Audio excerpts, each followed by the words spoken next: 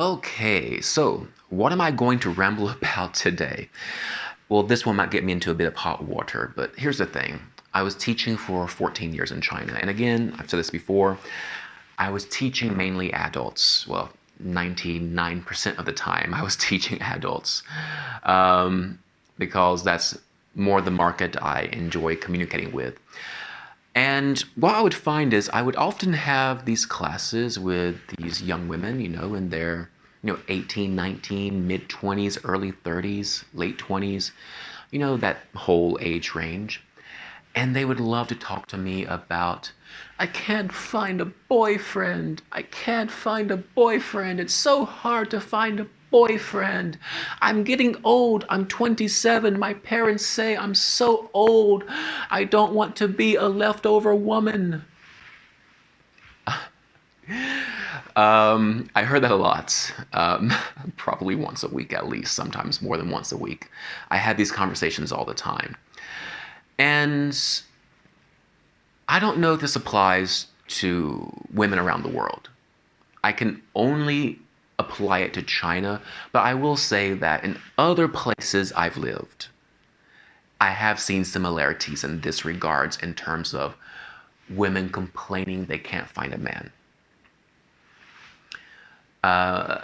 And here's the thing. It's kind of on you.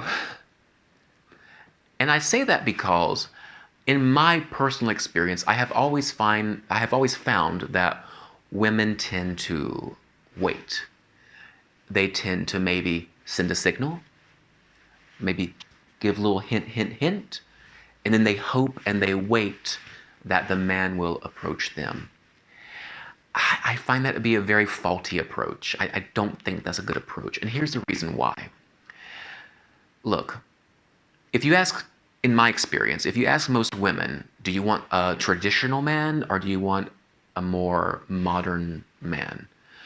Most women that I've talked to respond they want a more modern man. They want someone who believes in equal rights for women and that men and women are equally responsible for taking care of the children and a woman can have a job and screw cooking, let's order takeout, that type of thing. And yeah, I mean, that's lovely. But here's the thing.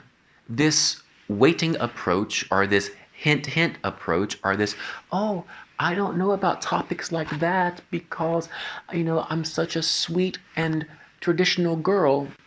Well, what type of guy are you trying to attract? And that's the point. I think if you're looking for a more open-minded modern guy, you have to display yourself as a more open-minded modern person. Like attracts like. It's that simple. That's my personal experience. People say opposites attract. Yeah, sometimes, but I do believe that even when they're opposites, they have certain things in common that they share, right? Certain values and certain ideals. So at the end of the day, I do believe like attracts like. So if you are pretending to be this traditional girl who has never held a man's hand, well, what type of men are you going to attract? Are you going to attract a traditional guy who wants to date you because you've never been with another guy and that's your value? Or are you going to attract a more modern guy who wants someone who he can see as maybe equal in terms of experience and whatnot? You're going to attract the first type. And then what's going to happen? Is that going to make you happy? Is that going to satisfy you? From my experience, the women usually say no, they've had bad experiences with that. So at the end of the day, I think if you are a young modern woman, display it, show it.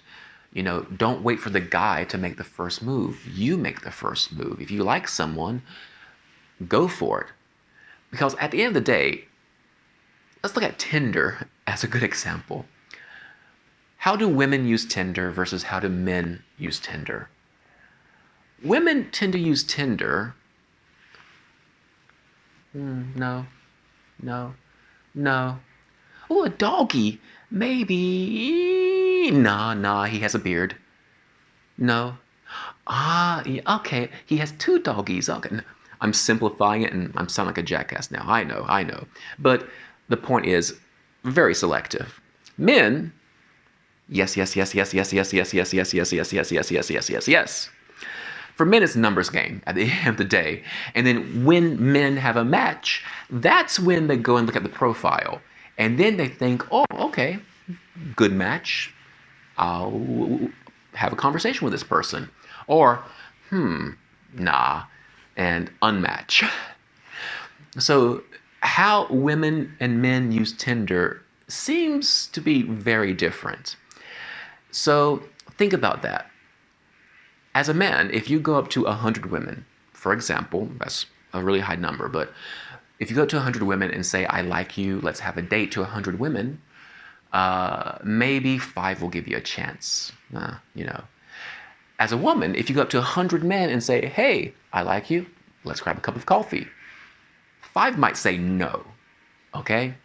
So I find that as a woman, if you approach a man, you're far more likely to get success, to have success, than if you're a man approaching a woman, where you're far more likely to be rejected.